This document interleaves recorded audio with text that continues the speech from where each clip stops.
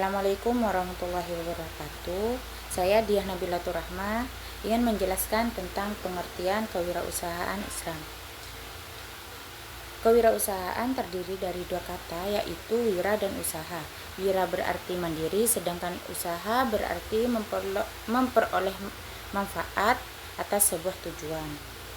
Nah, untuk pengertian kewirausahaan itu sering kita sebut dengan entrepreneur, yaitu melakukan sesuatu atau mencoba atau menciptakan sesuatu untuk dijual dan mendapatkan hasil. Nah, sedangkan kewirausahaan Islam yaitu seorang muslim yang mempunyai semangat untuk mandiri dalam memulai suatu usaha dan mampu menemukan peluang-peluang usaha yang berani menghadapi resiko apapun dalam usaha tersebut. Selanjutnya adalah manfaat kewirausahaan bagi seorang muslim. Yang pertama yaitu kewajiban.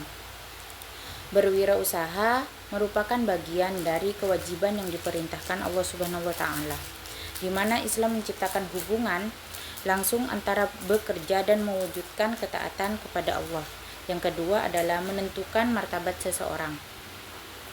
Dengan berwirausaha,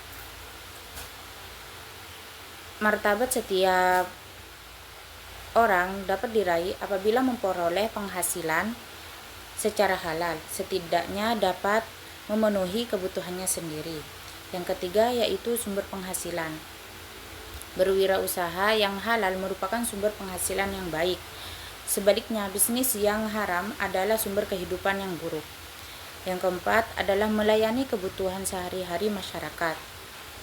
Islam memandang masyarakat Muslim sebagai salah satu kesatuan ekonomi dan sosial esensial. Yang kelima yaitu memajukan standar ekonomi dan sosial seseorang. Nah, berwirausaha tidak hanya ikhtiar demi memajukan standar ekonomi dan sosial seseorang, tetapi juga bertujuan untuk memajukan seluruh masyarakat. Karenanya, untuk mendapatkan rezeki kita harus saling bekerja sama. Nah, selanjutnya untuk poin kedua yaitu ada analisis pasar dan kebutuhan masyarakat. Nah, beberapa metode yang dapat digunakan dalam analisis pasar yaitu ada 3. Yang pertama, survei dan observasi. Nah, survei dan observasi dilakukan dengan mengumpulkan data langsung dari masyarakat tentang kebutuhan dan preferensi masyarakat. Yang kedua yaitu studi pasar halal. Studi pasar halal menganalisis tren pasar produk halal baik di tingkat lokal maupun global. Yang ketiga ada analisis SWOT, yaitu digunakan untuk menilai kekuatan, kelemahan, peluang, dan ancaman dalam bisnis yang dijalankan. Nah, metode-metode ini harus dilakukan dengan integritas dan kejujuran sesuai dengan prinsip amanah dalam Islam.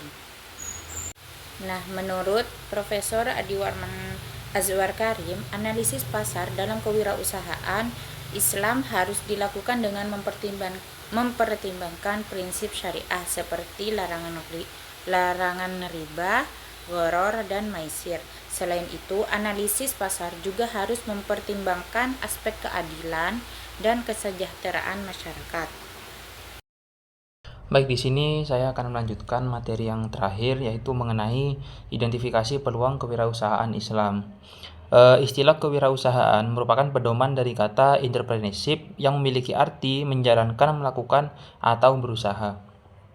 Dalam Kamus Umum Bahasa Indonesia, wirausaha yaitu sebagai orang yang pandai dan berbakat dalam mengenali produk baru, menentukan cara produksi baru, menyusun operasi untuk pengadaan produk baru, memasarkan produk yang dihasilkan, dan mengatur permodalan operasinya. Jadi secara keseluruhan artinya adalah orang yang melakukan bisnis dengan menciptakan produk untuk mendapatkan keuntungan. Itu adalah kewirausahaan. Nah, dalam kewirausahaan itu ada 2 pendekatan utama yang digunakan wirausaha untuk mencari peluang. Yaitu yang pertama ada pendekatan inside out dan juga ada pendekatan outside in. Yang pertama itu pendekatan inside out, yaitu pendekatan berdasarkan gagasan sebagai kunci yang menentukan keberhasilan usaha. Dalam hal ini itu penentuan jenis usaha yang akan dirintis didasarkan pada keterampilan, kemampuan, dan latar belakang apa yang dimilikinya.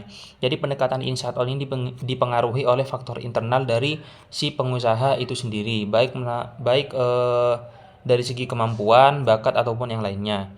Yang kedua adalah pendekatan outside in, yaitu pendekatan yang menekankan pada basis ide bahwa kebutuhan ini akan berhasil apabila menanggapi atau menciptakan kebutuhan di pasar. Jadi dapat dikatakan sebagai environment scanning, yaitu alat untuk pengembangan yang akan ditransfer menjadi peluang-peluang ekonomi yang dalam hal ini dapat berupa surat kabar, laporan periodik tentang perubahan ekonomi. Jadi pendekatan outside in ini mencakup faktor eksternal seperti bagaimana cara untuk memasarkan produk itu, termasuk bagaimana cara pengusaha itu untuk membaca pasar. Nah, kompetensi usaha yang diperlukan berkenaan dengan inside out yaitu pertama mencakup komponen teknik, kemudian kemampuan pemasaran, kemampuan finansial, dan kemampuan tabungan. Kemampuan hubungan. Dan yang terakhir yaitu di samping itu harus memiliki ide dan kemauan yang kuat. Nah, tantangan yang mungkin dihadapi oleh pengusaha dalam masuk ke industri yaitu ada beberapa. Yang pertama itu sikap dan kebiasaan pelanggan itu harus bisa beradaptasi oleh keadaan tersebut. Yang kedua itu switching cost atau biaya perubahan, seperti kenaikan harga secara tiba-tiba, kenaikan harga bahan baku, dan lain-lain. Yang ketiga yaitu respon dari pesaing yang ada secara agresif. Baik, kurang lebih seperti itu. Terima kasih. Assalamualaikum warahmatullahi wabarakatuh.